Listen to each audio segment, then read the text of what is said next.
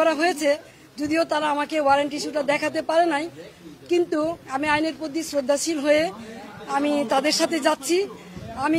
আমি দুঃখ প্রকাশ করছি যে তারা রাত্রেবেলা এসেছে, আমি রাত্রেবেলা বেরোতে চাই নাই, তারা সারা রাত আমার এখানে ছিল প্রশাসনের লোকজন, এই জন্য আমি দুঃখ প্রকাশ করছি যে আমি ওনাদের কষ্ট দিয়েছি।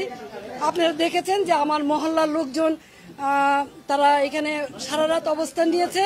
আমি আমার এলাকাবাসীকে, মহল্লাবাসীকে ধন্যবাদ দিতে চাই তাদের এই ভালোবাসার কারণে, যে আপনারা কোনো শৃঙ্খলা আচরণ করেন নাই, শান্তভাবে। আমি আপনাদেরই সন্তান, আপনাদেরই মেয়ে, আপনারা আমার প্রতি যে শ্রদ্ধা, ভালোবাসা, সম্মান দেখিয়েছেন, আমি আজীবন আপনাদের এই ভালোবাসা, শ্রদ্ধা, সম্মান মনে রাখবো। আমার এলাকাবাসী জানেন যে আমি আলী আহমদ চুনকার সন্তান। আমার বাবা সামনে রাজনীতি করেছে, দলমতের ঊর্ধ্বে উঠে রাজনীতি করেছে। আমি আলী আহমদ চুনকার সন্তান। আমার যদি অপরাধ হয়ে থাকে জয় বাংলা, জয় বঙ্গবন্ধু বলার কারণে, তাহলে আমি সেই অপরাধী হতে চাই। এই জন্য যদি আমার বিচার হয় তাহলে বিচার হবে।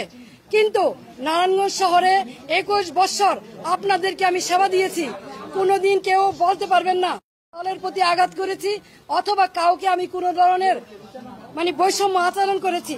দলমতের ঊর্ধ্বে উঠে নিজের দলের ভিতরে থেকে তারপরও মানুষের কল্যাণে কাজ করার চেষ্টা করেছি। বিরোধ সত্য, মতভেদের সত্য, এই শহরের নারায়ণগঞ্জবাসীর জন্য এমন কোনো জায়গা নেই যেখানে প্রতিবাদ করি নাই। তৌকি হত্যা সহ সকল হত্যাকাণ্ডে যখন নারায়ণগঞ্জবাসী একদম চুপ ছিল, কেউ কোনো কথা বলে নাই, তখন আইবি আওয়াজ তুলেছে, এই শহরের মানুষকে কথা বলা শিখিয়েছে, অন্যায়ের বিরুদ্ধে প্রতিবাদ করা শিখিয়েছে। আজকে সেই আইবিকে কিসের জুলুমে, কিসের কারণে, কি কারণে গ্রেপ্তার করা হচ্ছে আমি ঠিক জানি না।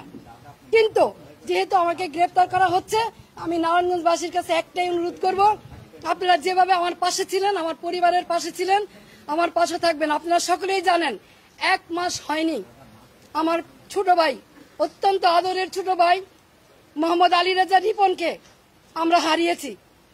আর সেই ভাইয়ের সুখ এখনো বুঝতে পাই নাই। 3টা ছোট ছোট বাচ্চা, নাবালক বাচ্চা, তার মাঝখান দিয়ে আমাকে এইভাবে অ্যারেস্ট করা হলো, যেখানে আমার বড় ভাই নাই, বোন নাই, আমি সবার বড়। 3টা ছোট ছোট বাচ্চা, এবং 1 মাস হয়নি আমার ভাই মারা গেছে, এবং ওদের মাও নাই। 4 বছর আগে ওদের মা মারা গেছে। এইরকম এই অবস্থায় কি কারণে? আমি কি কোনো জুলুমবাজ? আমি কি হত্যা করেছি? আমি কি চাঁদাবাজি করেছি? আমি কি নারায়ণগঞ্জ শহরে এমন কোন রেকর্ড আমার আছে যে আমি কোনোদিন কোনো বিরোধী দলকে আঘাত করেছি? তাহলে কিসের জন্য, কি কারণে, কোন ষড়যন্ত্রের কারণে, কার স্বার্থে আমাকে অ্যারেস্ট করা হলো? আমিও প্রশাসনের কাছে জানতে চাই। বর্তমান যারা সরকার আছেন, সাম্যের কথা বলেছেন, বৈষম্যের বিরুদ্ধে আপনারা আন্দোলন করেছেন, সরকার হটিয়ে নতুন সরকার এসেছেন, তাহলে কি এই বৈষম্য? তাহলে অনেস্ট রাজনীতির, সততার কিসের মূল্যায়ন? আমি তো বাড়িতেই ছিলাম, আমি তো পালাই নেই, তাহলে এইভাবে আমাকে অ্যারেস্ট করতে হলো কেন? সেই জবাব জনগণের কাছে চাই, জনগণই দিবে ইনশাল্লাহ।